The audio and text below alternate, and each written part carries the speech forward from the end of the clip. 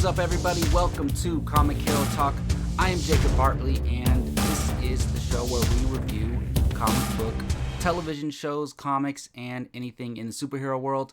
Right now, we are reviewing Harley Quinn Season 2, and this video specifically is about Harley Quinn Season 2, Episode 11, A Fight Worth Fighting For. Now, usually I'm with Brian Avalosino, but we couldn't make it work this week, so it's just going to be me today, so let's get to it. Again, I'm Jacob Bartley, and I'm a huge Harley Quinn fan in general, but I absolutely love this show. I checked it out of just word of mouth, hearing about how good it was, and I was going to check it out anyway, but hearing the word of mouth just made me rush to go watch it. I had no idea how violent and how vulgar the show was, and I love that. It's a perfect fit for this show, a perfect fit for the Harley Quinn character. Now, this show is not just a fun comic book show. It's not just a fun superhero show, supervillain show.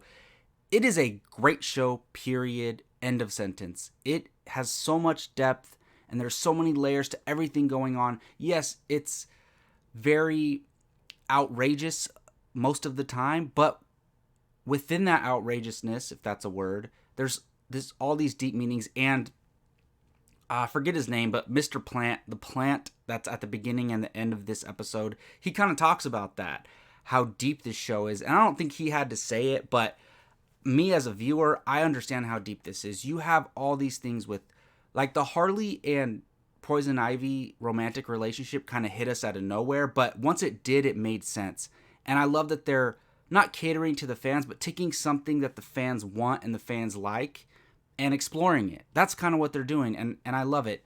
And look, you have all these huge things going on, like the Joker helping Harley Quinn release the Justice League from a fairy tale book. Crazy stuff, right? But then you have this thing where Harley's with her ex.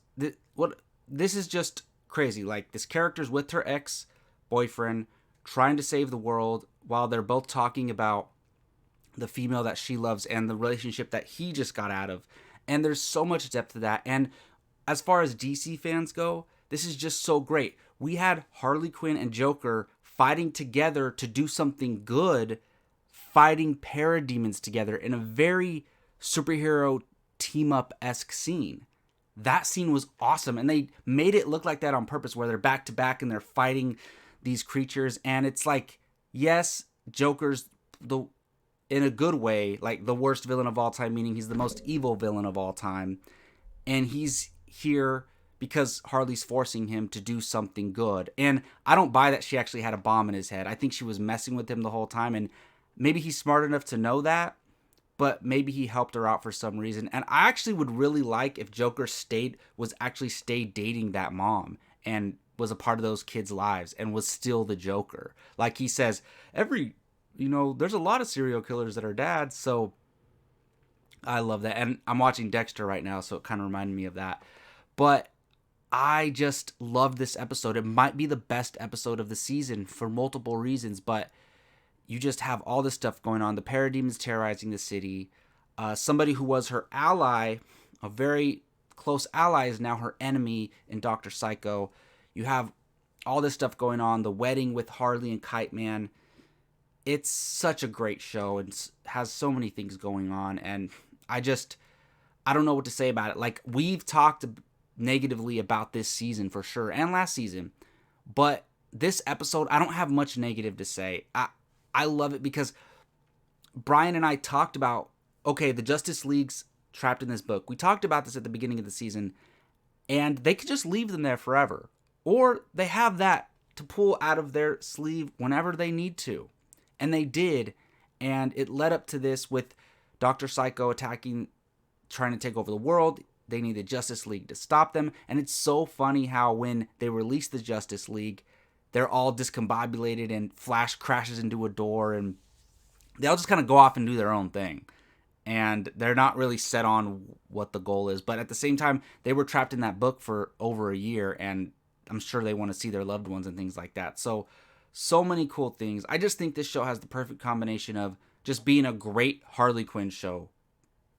End of sentence. Just that.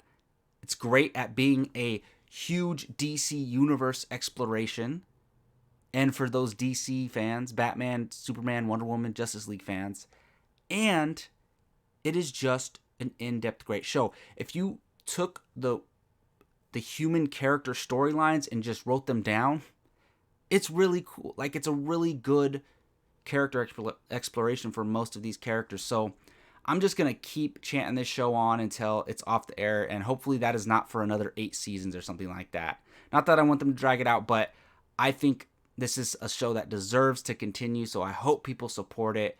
Yes, so that's going to do it for my spoiler review of Harley Quinn Season 2, Episode 11, A Fight Worth Fighting For. Now, I just kind of gushed about the episode the whole time. That's not what every review is going to be, but I really, really did enjoy this one. And like I said, might be my favorite episode of the season so far. So let me know in the comment section what you thought about this episode. I would love to hear your thoughts. Thank you, everybody, for watching, and subscribe to Bartley and Barnes if you like shows like this where we review comic book television. I do a lot of Power Rangers stuff. We talk movies, sports, a bunch of stuff. Subscribe to Bartley and Barnes if you just like hanging out with a couple cool dudes.